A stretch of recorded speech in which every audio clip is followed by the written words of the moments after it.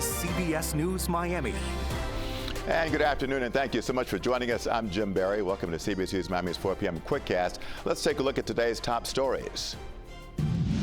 On January 20th, we'll have a peaceful transfer of power here in America. President Joe Biden speaking to the nation today for the first time since Donald Trump's election night win. Meantime, President-elect Trump and his team are already at work on a transition back into the White House. CBS News Miami's Natalie Brand joins us live from the White House in Washington with that and how the Department of Justice is dealing with Trump's legal cases. Natalie, good afternoon. Jim, good to be with you. President Biden said that he's already talked to President-elect Trump by phone to congratulate him. In his remarks here today, he acknowledged that for some, this is a time of loss, others a time of victory, but he emphasized that he is committed to a smooth and orderly transition. And President Biden also said he wants to make the remaining 74 days in his term count. President Biden, surrounded by staffers and cabinet members, reflected on Tuesday's election and said his administration will ensure a peaceful transfer of power. We accept the choice the country made. I've said many times, you can't love your country only when you win. The president says he called President-elect Trump to congratulate him and addressed voters on both sides of the polarizing election season. Something I hope we can do, no matter who you voted for, is see each other not as adversaries, but as fellow Americans. Bring down the temperature. President Biden has invited President-elect Trump to the White House for a meeting about the upcoming transition, a process the Trump team has already started from West Palm Beach. Former WWE CEO Linda McMahon is leading the team. She ran the Small Business Administration during Trump's first term. The transition team also includes Trump's two older sons and Robert F. Kennedy Jr. In Washington, the president-elect will be bolstered by a Republican-controlled Senate and possibly a GOP House, too, with races still being decided. It gives us I think President Trump and Republicans in Congress, and hopefully we get not only the Senate but the House, a mandate to do some really good things for this country. As Trump prepares for a second administration, CBS News has learned the Department of Justice and Special Counsel Jack Smith's office are discussing how to wind down the federal cases against him. The DOJ has a long-standing policy against prosecuting a sitting president. And of course, one of those federal cases centered on January 6th and charges of trying to overturn the 2020 election results. In his remarks today, President Biden emphasized the integrity of the American elections process, calling it honest, fair, and transparent. And he also said it's time to restore respect for the elections workers nationwide who have been working around the clock this week and for the past year to prepare for this election, Jim. Natalie Brand, thank you. Reporting from the White House. Thank you so much, Natalie. And now to some breaking news. The Federal Reserve cuts its key interest rate by a quarter point. That cut was a response to the steady decline lately in inflation. The rate cut follows a larger half-point reduction in September and reflects the Fed's renewed focus on supporting the job market as well as fighting inflation. And right now, we are tracking the tropics. Hurricane Raphael now headed into the central Gulf and away from South Florida as we look at the landscape here in South Florida this afternoon. Let's get the latest from Raphael and our local weather from Next Weather Chief Meteorologist and Hurricane Specialist Ivan Cabrera. Ivan. Yeah, as you saw there, just some clouds left over and breezy conditions, Jim. Otherwise, we're looking much better. Raphael still a Category 2. Pressure still very low, but the rain bands associated with it are now beginning to move away from South Florida. So excellent news there, and we're just left with kind of overcast skies. That's the high clouds from the hurricane, but really not producing any more additional significant rainfall here. In fact, Key West seeing about the last of it right now as we speak, with wind gusts still a little bit breezy there. Where is Raphael headed? Well, that's going to be interesting, right? Category 2 still in about 24 hours, but then there's this bubble, which indicates really just high uncertainty on where this is going to end up. Gulf of Mexico is not going to be tolerating any kind of hurricane right now, particularly west and north. Very hostile winds for this wherever it goes, but if it does nosedive to the south. It pretty much dissipates, I think, before we even get into a Tuesday. Another scenario that we're tracking is this area of low pressure is going to pull in a cold front here, and that front may begin to drag Raphael up to the north, particularly with this model run. The GFS is also on that. A few of the other models are kind of split, some going north, some going south. So if you have interest, family, friends up in New Orleans, the key here is that regardless of where this goes, it is going to be a much weaker system, perhaps barely a tropical storm, as it pushes up to the north or heads down into the Bay of Campeche. Right now, it's kind of split on where this thing goes, but you saw the official forecast there from the Hurricane Center. Other thing we're watching is that tropical wave to the northeast of Puerto Rico. There, some flare-up of thunderstorms, but really not that much better organized today than it was yesterday.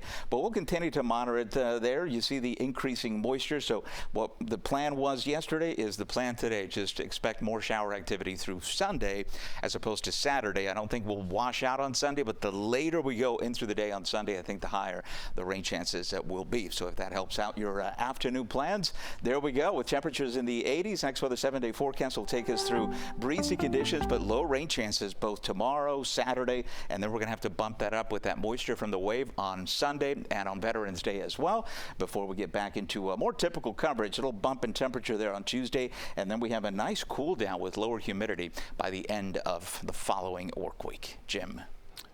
Looking farther ahead to that. Thank you, Ivan. Hurricane Raphael was a powerful Category 3 storm when it made landfall yesterday in Cuba, knocking out that nation's power grid. State-run television reported the entire population of 10 million people was without electricity. School and public transportation have been suspended as Civil Defense issued an alert. And this is new video out of Cuba. You see floodlights at a baseball stadium toppled over by the strong winds of Hurricane Raphael.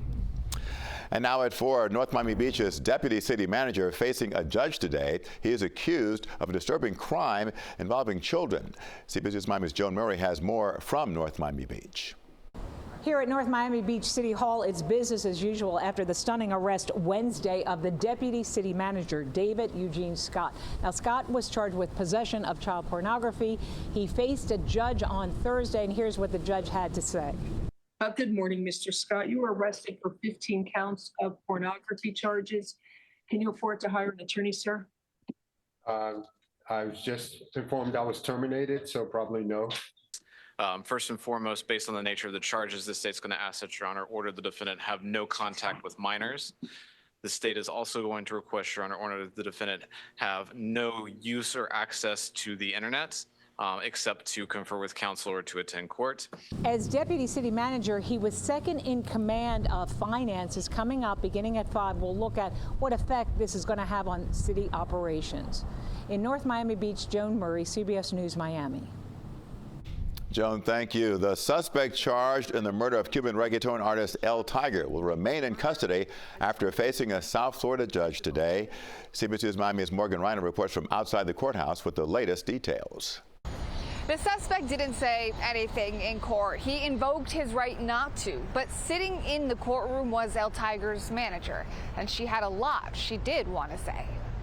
Appearing in front of a judge Thursday morning, the charge is second-degree murder. Damien Valdez-Galloso is accused of killing Jose Manuel Carvajal Zaldivar, also known as Cuba tone artist El Tiger. Is that the correct charge? It looks like he shot him in the head and then dragged his body and put him in a vehicle. And the victim subsequently died. Their intent to kill, would that be an attempted, wouldn't it be a first-degree murder charge? Even though police said Valdez-Galloso shot El Tiger at this home in Hialeah, then left him in a car near Jackson Memorial Hospital in October, the state said they need to prove the murder was premeditated for it to be first degree, and they're still working on gathering that evidence. I'm holding you with no bond on count 1. Sitting in the courtroom to hear the news that Valdez-Galloso would remain in jail prior to a trial, El Tiger's booking manager. He stands there and acts like nothing, and that's very, very hard. But I'm very happy that Judge Mindy Glazer did not give him bond on the murder charge, and she's actually pushing, or they're going to push for first-degree murder because you don't kill somebody and then drag them to a car and leave them in a car until you change your clothes and then take them to act like you're taking them to the hospital. You don't do that. She said El Tiger's loss is felt by fans around the world, but his family is destroyed. He was a great soul. He really was. It's a huge loss. It's a huge loss for everyone, especially his family and his children, who hurt the most. The suspect is expected to appear in front of another judge tomorrow for a hearing. We will let you know what comes out of that. In Miami, Morgan Reiner, CBS News, Miami. Okay, Morgan, when we come back, terrifying moments right now in Los Angeles as a massive wildfire is forcing thousands to leave their homes. And welcome back to CBS News Miami's 4 p.m. Quickcast. A wildfire is torching homes north of Los Angeles, forcing thousands of people to evacuate. Strong gusty winds are feeding those flames as the fire has burned more than 14,000 acres. CBS News Miami's Jonathan Vigliotti has the latest on the firefight. Home after home engulfed in flames as the fast-moving mountain fire in Camarillo, California, tore through miles of neighborhoods yesterday. These are blowtorch conditions. You have wind gusts reaching 80 miles per hour. The fire burning so hot, it easily ripped through homes like this one. Among 6 in this neighborhood alone, destroyed. This is a perfect example of what can happen if you wait around. Tim Francis and his brother Steve managed to get their mom and her 7-month-old great-grandchild out of this home minutes before it went up in flames. I try to be very philosophical about it and just say it's all just stuff. The fire spread so fast Wednesday morning, law enforcement raced to rescue senior citizens, pulling them out of their homes in wheelchairs just seconds ahead of the flames. With a fire of this magnitude and moving that fast, getting people out of the way is paramount. Multiple homes hopscotch in the fire. This fire is reigniting worry throughout the state about how California might combat large wildfires in the future.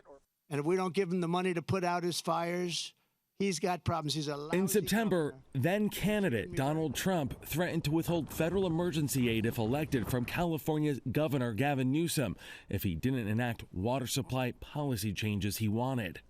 The things that he has said about funding, perhaps not funding fire efforts, what goes on in your mind as you're in the middle of a fire zone? I hope that wouldn't be the case, that we would single out a red state versus a blue state. We're Americans and we support each other. And as crews continue their fight, they're also battling a staffing shortage fueled in part by exhaustion. The work carries on. Red flag warnings in effect through this evening, impacting much of Southern California. Jonathan Vigliotti, CBS News, Camarillo, California. Tough situation there. That is CBS News Miami's Quickcast. I'm Jim Barry. Stay tuned for more news right here on CBS News Miami.